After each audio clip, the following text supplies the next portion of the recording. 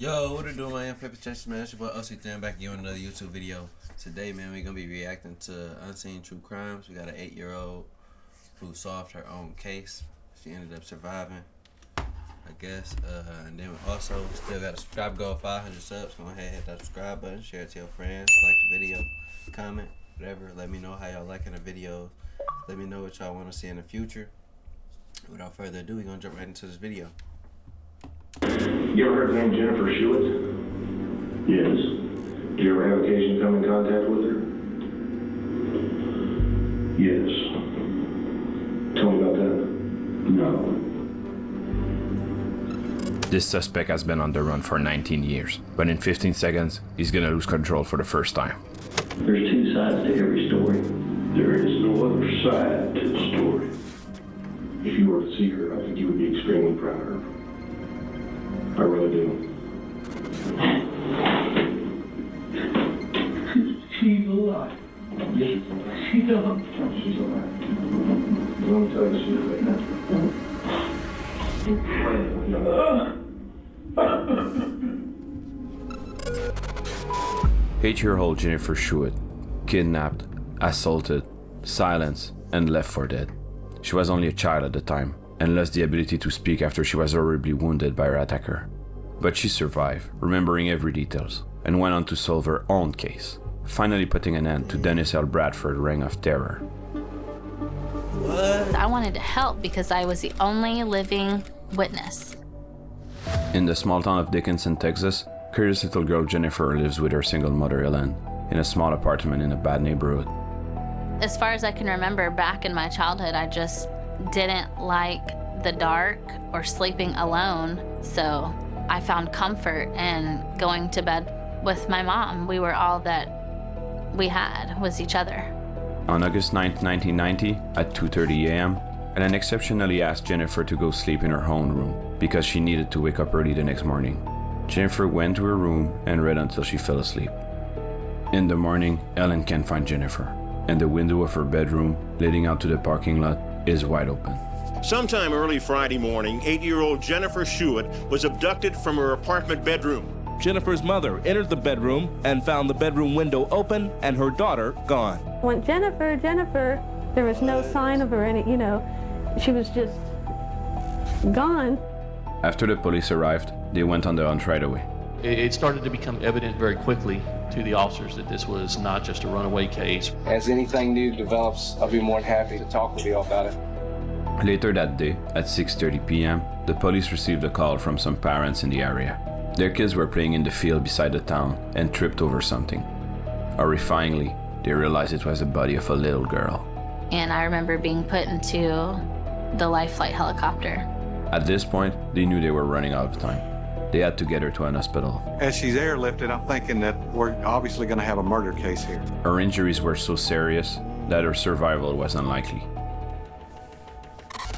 Jennifer's condition was grave. Her throat had been cut from ear to ear. We felt that she probably would have been sexually assaulted. And really then, like at 8 years old, you don't really understand what rape means. She was in such an horrific state that they barred her mother from entering the room. And you could see, that she was very fearful. Inexplicably, her attacker missed all major arteries in her neck. It was big news in the tiny town of Dickinson, Texas. Jennifer's mother was frantic. It's just been us two together. We completed her surgery. Her airway is stable. When Jennifer regained consciousness after the surgery, her behavior suddenly changed. I was kind of a hard patient to deal with because I had a lot of male doctors and I was scared of males. The Dickinson Police Department dispatched a whole squad to serve her a room in the hospital. With this, plus all the male doctors and staff, Jennifer ended up in a constant state of panic. Everyone was a suspect in my book. One weird detail at the time was her distrust of any and all police officers. But this fact would end up making much more sense once Jennifer started to share her side of the story. With Jennifer, we knew that we had a survivor that couldn't speak. The challenges were to extract information from her. Now, we're talking about an 8-year-old. Jennifer wasn't able to tell the investigator anything directly. Since they had no other choice, they handed her a notebook and some pens and asked her to answer the question in writing. It was mainly me writing notes to my mother, and then she would hand them to the officer outside. She was only 8 years old, but considered very intelligent for her age. She was very detail-oriented in the way she described the events. So after... Man, she's smart as fuck. And it's a blessing that she was able to make it through this shit. I ain't gonna lie. What the fuck? After falling asleep in her bedroom, she woke up in the arms of a stranger. He was running with me, carrying me down the sidewalk, and I immediately tried to scream, but he covered my nose and mouth. He whispered to her that he was a police officer and that she needed to calm down. Then they got into a car and he held her on his lap as they drove away.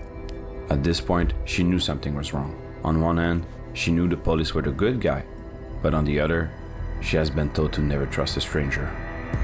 As a child, I wanted to believe him, but the part of me that was scared of the dark knew that there was something really wrong here.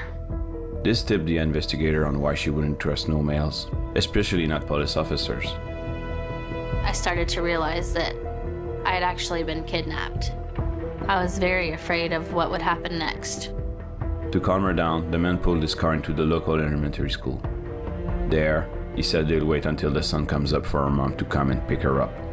I remember anxiously waiting for those headlights, but they never came. The man was smoking and drinking and offering her candies.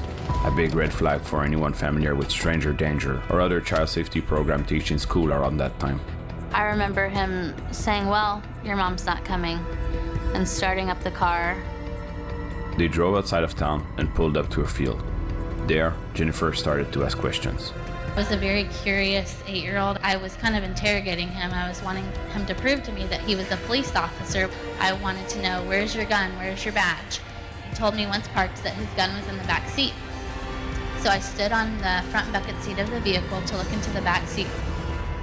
And this is the moment it happened.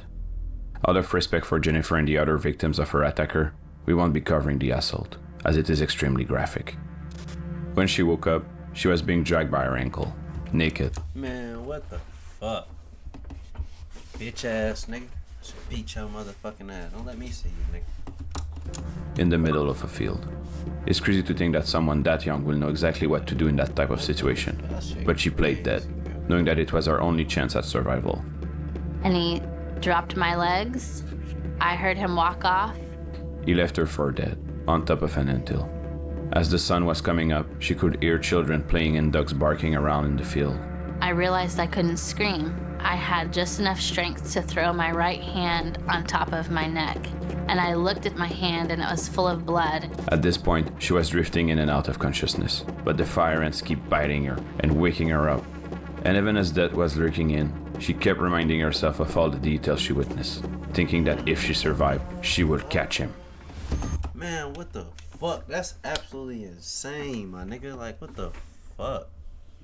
I remember saying that he looked greasy and like he may have had a scar or something on his face. I remember writing down that there were beer cans in the car and the brand of cigarettes that he had. Just every little detail that I could remember, everything that I thought would help in finding him. By asking him questions while she was in the car, she even got him to tell her his name. And so I wrote, he said his name was Dennis. A sketch artist was brought in to help her turn her memories into something the police could use.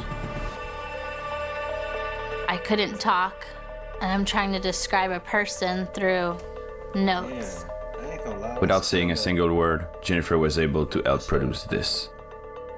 But sadly, this didn't sound like a strong case to the police. They reached out to the public with the sketch to no avail, and in the end, the small police department didn't uncover anything, except some pieces of clothing from Jennifer and her attacker, lying in the field. It was just so frustrating to me to not be able to say what I wanted to in the way that I wanted to say it. She would try to express her disagreement and get even angrier by the fact that she couldn't speak her mind anymore. And this is when a miracle happened. In one of her mute rants, a tiny little sound came out of her mouth. Doctors were shocked since her vocal cords were basically cut in half and were never expected to reconnect. But somehow, they started to heal. I even regained my voice while I was in the hospital. I like to say I haven't shut up since. Soon after that, she was discharged from the hospital, went back home, and even returned to school the next year. But going back out into this world where you were just so viciously attacked, who would want to go back into that? She wasn't the only one going through trauma at this time. The entire small town of Dickinson followed. Because the whole community was on edge. No one knew who had done this to me. The police added more staff to its department and started to position officers in schoolyards and even inside classrooms. As time is progressing, the leads are getting colder and colder and you're losing your resources. It's very frustrating. The case gets cold. And Jennifer ended up waiting for 18 years with no sign of progress on her case. And then I got a phone call that Detective Tim Cromie would be taking over my case and he wanted to meet with me. For the first time in years, a police officer asked to meet with her. He told her something which gave her hope. Sitting down with Jennifer for the first time, I told her, I said, Jennifer, I will do whatever I can do in my power till the end of my career to get you the answers that you need for this case. And that simple sentence changed my life. I felt like he was as dedicated to the solving of my case as I was. It was a unique aspect of having Jennifer there to help with certain aspects of the case that otherwise we had never known. I really wanted to be a part of the solving of my own case. I wanted to help because I was the only living witness. He contacted the FBI and asked them to analyze the pieces of clothing they found in the field 18 years prior. Often working cold cases, time is 18 years to recover the fucking, or to get this shit situated is crazy. Like, y'all niggas ain't doing y'all job. Y'all should have been trying to analyze the DNA attached to the shit. your enemy. People forget, people move away, people die. This was one of the benefits of time in our case, was the advances of technology in the DNA field. As time went on, and it took so long, my optimism faded. If we didn't get a DNA hit, I wondered if we were ever going to solve this case. The procedures took an entire year, but weren't fruitless. It was 2:30 in the morning. My phone rings, and it's the DNA lab. The DNA examiner told me we got a hit. On September 22, 2009, the FBI gave them a name: Dennis Earl Bradford. Who? Who is that? We never saw that name in a report. When Tim and I made the connection back to the notes that Jennifer wrote saying his name was Dennis. Jennifer was 8 years old, on pain medication, couldn't speak, and then all these years later, for that to actually be the fact. At that point, it was monumental that this girl was so accurate. He was a 39-year-old man from Arkansas who had just been released from prison for another kidnapping. Only 6 months after Jennifer's abduction, he was arrested for attempting to sexually assault another woman in a bar. 7 years after the first abduction, the man went for another woman, choked her, and pulled a knife to her throat, just like he did to Jennifer. And it was from that sexual assault that his DNA was put into the national database that ultimately matched back to the evidence we submitted. They also received a copy of his driver's license from 1990. As you can see, Jennifer's sketch and the driver license picture are a perfect It was match. almost as if drawing a sketch based on that driver's license photo. It was that accurate. Hold on. So, that sketch artist, get that nigga a raise. If he not retired, that nigga get a dead on. Then she a smart ass kid to be able to describe what that nigga look like through only writing and not fucking talking. That's crazy. after, the police got a warrant and arrested Dennis. When they called me that morning and told me that they really arrested this person, Dennis Earl Bradford, it was the most surreal moment of my life. We were hoping, most importantly, to get a confession. We didn't want there to be any way this could be beat in court. Forgive me, Mama. I was the little girl out of that window.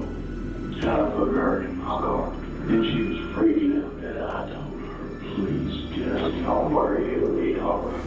I told the little girl that I was a police officer. I pulled off on the road. And she remembered this shit word for word at 8 years old. I just lost it.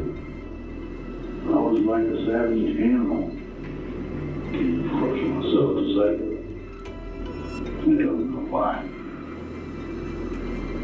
I don't know why. Many times I wanted to just end it. I never had the guts. For the announcement of the capture of Dennis, Jennifer took the stand in front of the media. Above all, I'd like to thank Detective Tim Comey with the Dickinson Police Department and Special Agent Richard Renison with the FBI for all of their hard work and dedication over the last year and a half, and for his promise from day one, never giving up on my case, and for hearing my voice and seeing my determination. She then started to prepare for the trial, in which Dennis would be pleading guilty. Anything to say to Jennifer Sherwood, Dennis? So we were like, wow, how great would it be to pick August 10th, 20 years to the day of the attack, and kind of just come full circle and close it out. I remember staying up late, endless nights, trying to perfect my victim impact statement, just trying to perfect what I wanted to say. I had 19 years worth of things to say to this person. But in the end, that trial never happened, because Dennis...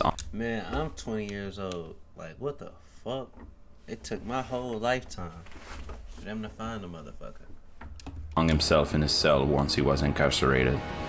On the day the trial would have taken place, she went to his grave and read her victim impact statement to him. Dennis Bradford, you chose the wrong little 45-pound, 8-year-old girl to try and murder, because for 19 years, I've thought of you every single day and helped in searching for you. In my heart, I knew you were out there. And now I know, listening to my heart all of these years and never giving up on finding you, I was right. She was wondering if this could give her closure of some sort, if he could hear her from beyond. And at that very moment, she was bitten by a fire ant, just like the ones from that day on the field. To her, this was a sign, the final note to her story. Throughout this journey, I've had two main goals, and they were to find the man who kidnapped, sexually assaulted, and attempted to murder me 19 years ago so that he could not hurt anyone else, and to use my voice in telling my story to as many people as I possibly could in hopes that I may encourage other victims of violent crime to stand up and speak out against criminals. Today, I can say very proudly that I have accomplished both of these goals. I hope that my case will remain as a reminder to all victims of violent crime to never give up hope in seeking justice, no matter how long it may take or how hard it may be. With determination and by using your voice, speak out. You are capable of anything. Even if the scars will never go away, Jennifer refused to let her victim status prevent her from living her life. She even attempted to start a family. But unfortunately, because of the violent sexual assault she had gone through, she was told it was pretty much impossible for her to conceive a child. But after sharing her story, a doctor came forward to help her. When Jonathan and I found out that we were expecting, we were in complete shock. 2 years later, they had their first daughter, and then a son. It's like, pinch me, who would have thought? They're really my happy ending. Today, she continued to raise her voice as a victim advocate. He tried to silence her, but she was always stronger, even as a child. I am not a victim, but instead victorious.